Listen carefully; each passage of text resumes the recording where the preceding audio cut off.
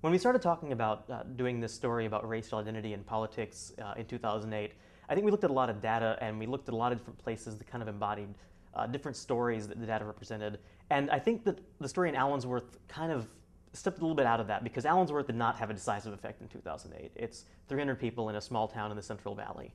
I think what attracted me to Allensworth was the sense of history, the sense that this guy, a former slave and U.S. Army chaplain in 1908, thinks he can't get a fair shake in the U.S. political system, and so steps outside of it and moves to the small town in California, founds the town basically, and tries to find prosperity there.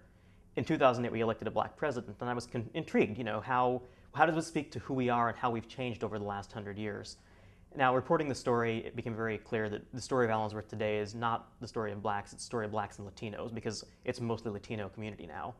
And looking at who these people are and what they're chasing after, I kind of discovered that they're chasing after a similar dream. And while it wasn't as intentional or, specifically, we're going to go here as it was in 1908, this idea of chasing after the same dream 100 years later had a certain amount of, I think, poetry for me.